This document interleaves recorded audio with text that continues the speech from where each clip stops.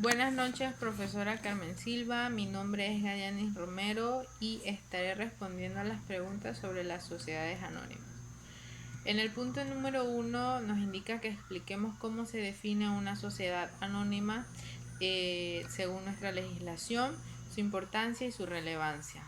Bien, las sociedades anónimas son un tipo de sociedad mercantil la cual su fin es pues que dos personas o más se reúnen con el fin de relacionarse como socios para la conformación de una empresa con fines de lucro.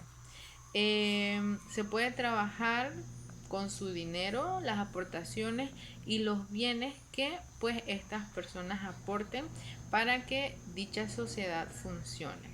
Su importancia radica pues en que ofrece una garantía de anonimato, impidiendo el acceso a terceros a la información de los socios. Eh, Su relevancia pues también posee una gran ventaja en no exponer innecesariamente los patrimonios de las personas o de los socios que las conforman por obligaciones tributarias o demás.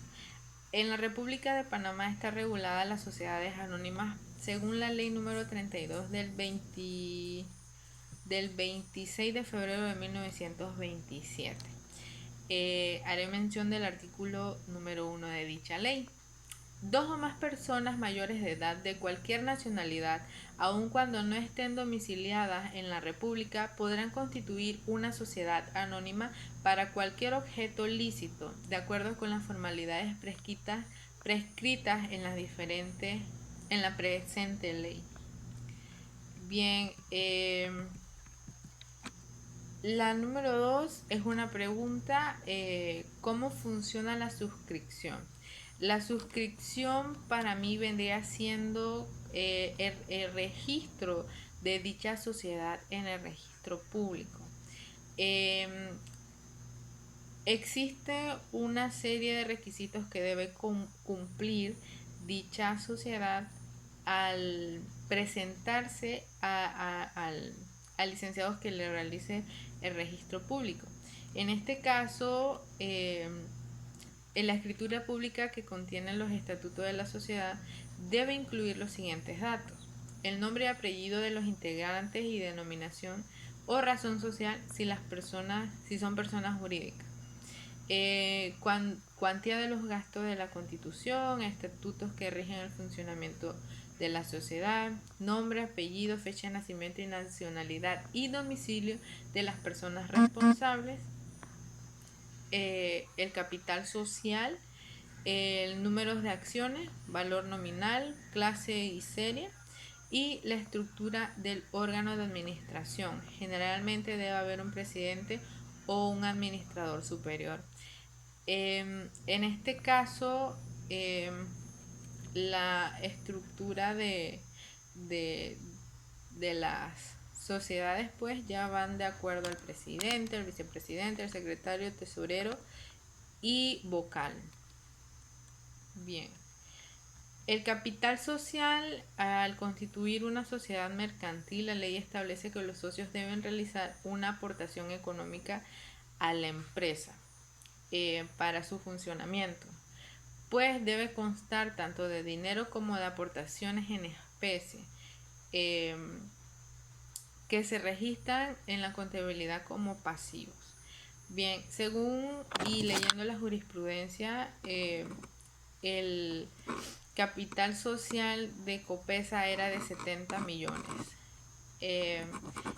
Y Eduardo Vallarino, Arjona Vallarino, poseía un porcentaje de acciones que era del 3.260.000 en acciones. Es decir, que él aportó o era dueño pues de esa cantidad de acciones según el capital social que poseía la empresa Copesa. La número 4 define acciones, clasificación y diferencia. Las acciones son aportaciones de los socios a la sociedad anónima y que integran el capital social de dicha sociedad anónima. Las acciones pueden tener un valor nominal o un valor real. Además, las acciones pueden ser acciones al portador y acciones nominativas. Las acciones al portador son un tipo de título que se le otorga al accionista el derecho sobre el mismo por el simple hecho de la posesión. Según el artículo 28 de la ley 32, no se emiten pues acciones al portador, sino cuando ya hayan sido totalmente pagadas y liberadas. Y las acciones las acciones nominativas son aquellas que se llevan en nombre que no llevan el nombre del titular ni se deben inscribir a su propietario en el registro de accionistas de la empresa. En la ley 32, en el artículo 29, hace mención a las acciones nominativas, que dice que serán transferibles en los libros de la compañía de acuerdo con el efecto al que dispongan en el pacto social de los estatutos. También en la jurisprudencia, en la demanda propuesta por los demandantes se fundamentaba pues que Copesa tenía, como ya mencioné antes, 70 millones de acciones comunes nominativas y al portador sin valor nominal, que era lo que había en la jurisprudencia y hacía mención al tipo de acciones que existen en las sociedades anónimas. Bien, la diferencia que existe entre estas es que las acciones nominativas indican al propietario. Por el contrario, al portador no identifican al propietario, es decir, que las nominativas tienen el título del dueño, es decir, Gallanis Romero posee cierta cantidad de acciones y está por vender cierta cantidad de acciones. Esas serían las acciones nominativas. Las acciones al portador son esas que se venden anónimamente, es decir, por un agente referencial, no, por medio de un abogado, por decir así, por medio de un abogado que hace todos los trámites para entonces vender las acciones y después tienen que ser llevadas a la sala, ¿qué sala era? No me acuerdo de la sala. Bien, continuamos. Es decir, pues que una sí hace mención al dueño de la acción y la otra, pues simplemente se vende por medio del anonimato. Bien, la estructura de una sociedad anónima y los órganos de administración y vigilancia. El artículo 65 de la ley 35 nos indica que la sociedad anónima tendrá un presidente, un secretario, un tesorero y todos estos serán elegidos por la junta directiva. Los órganos de administración son quienes ejecutan las órdenes que le da la asamblea de accionistas y el órgano de vigilancia es quien supervisa la función y desempeño de los administradores que conforman la sociedad.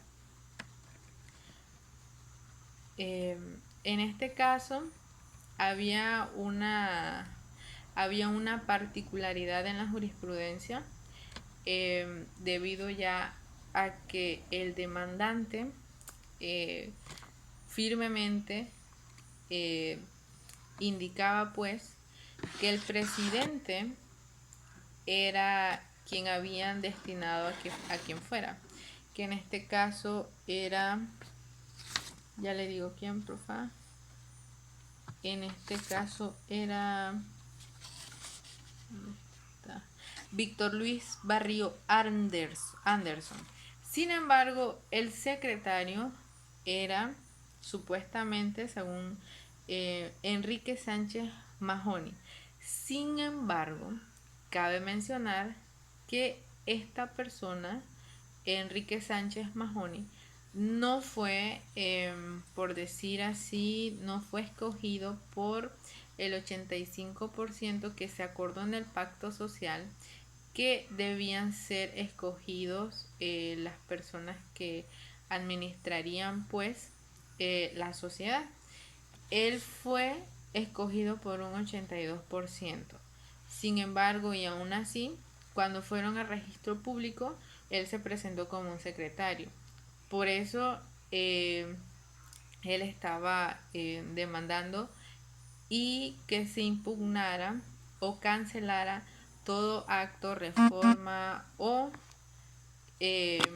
pacto que haya realizado la sociedad ya mencionada, porque se violó el pacto social de la sociedad de mención. Ahí. Bien, seguimos con la número 6. Asamblea General de Accionistas, reunión ordinaria y reunión extraordinaria y el quórum. Bien, la Asamblea de Socios Accionistas es el órgano supremo de la sociedad y toma decisiones cuando se reúnen en una asamblea. Las reuniones ordinarias se realizan 2 veces al año, si no me equivoco, y estas reuniones son más para como una revisión dentro una revisión o de forma que se realice un examen a cómo está la situación de la sociedad. Las asambleas, ¿dónde es que está? Las